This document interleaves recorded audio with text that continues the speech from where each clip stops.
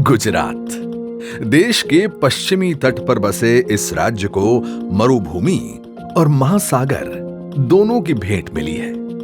यहां एक तरफ विशालकाय गिरी श्रृंखलाएं हैं तो दूसरी तरफ हरियाले मैदान हैं। आज जब पूरा विश्व ग्लोबल वार्मिंग और क्लाइमेट चेंज की समस्या से जूझ रहा है, वहां गुजरात की भौगोलिक परिस्थिति के कारण जलवायु परिवर्तन का असर होना स्वाभाविक है।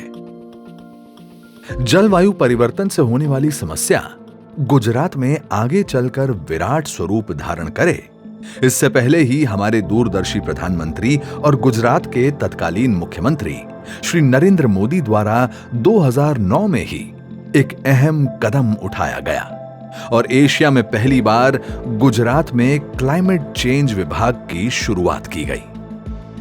गुजरात का क्लाइमेट चेंज विभाग विभिन्न आविष्कारी और अहम योजनाओं द्वारा जलवायु परिवर्तन के क्षेत्र में सकारात्मक बदलाव लाने की दिशा में अविरत रूप से कार्यरत है। गुजरात सरकार के जल और सिंचाई विभाग ने जलवायु परिवर्तन की समस्या के उपाय के रूप में अनेक निर्णायक कदम उठाए हैं। सुशासन, सस्टेनेबिलिटी और परिणामदायक प्रयासों से आज गुजरात ने देश में क्लीन डेवलपमेंट मैकेनिज्म के अंतर्गत महत्तम कार्बन क्रेडिट्स कमाने में प्रथम स्थान हासिल किया है।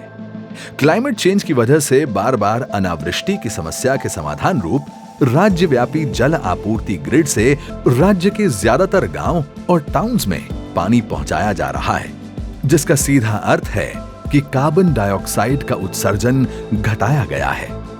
कृषि क्षेत्र में सिंचाई की कार्यक्षमता बढ़ाने के लिए और पानी का व्यय कम करने के लिए नहरों को लाइन्ड यानी अस्तर वाली बनाने का काम किया गया है और अंदाजन 21,16,000 हेक्टेयर जमीन को माइक्रो इरिगेशन में शामिल किया गया, जिससे पानी, खाद, मेहनत के साथ साथ बिजली की भी बचत हुई है।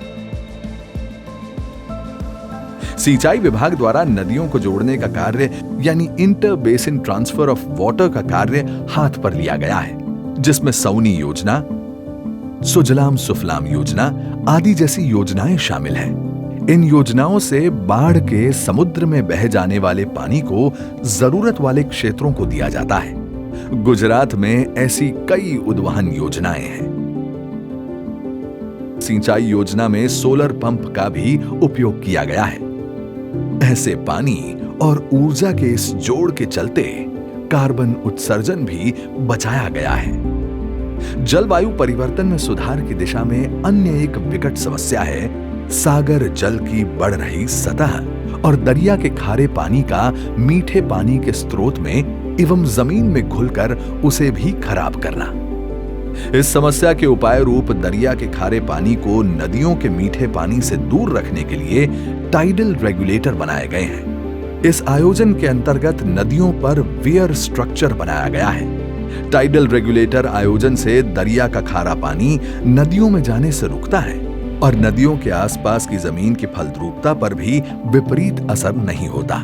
सौराष्ट्र और कच्छ क्षेत्र में क्षार प्रवेश की रोकथाम के लिए भी खास योजनाएं लागू की गई हैं। प्रभावित क्षेत्रों में 4 वैज्ञानिक पद्धतियों से लवणता नियंत्रण के विभिन्न कार्य किए गए हैं, जिनमें शामिल हैं फसल पैटर्न को बदलकर भूजल निकासी को नियंत्रित करना, चेक डैम, रिचार्ज जलाशय, रिचार्ज वेल और स्प्रेडिंग चैनल बनाकर भूजल को रिचार्ज करना, ज्वार नियंत्रकों, बांधों, ताजे पानी के अवरोधों, निष्कर्षण जल अवरोधों और स्थैतिक अवरोधों का निर्माण करके खारे पानी के प्रवेश की रोकथाम और समुद्री लवणीय भूमि का पुनर्वास।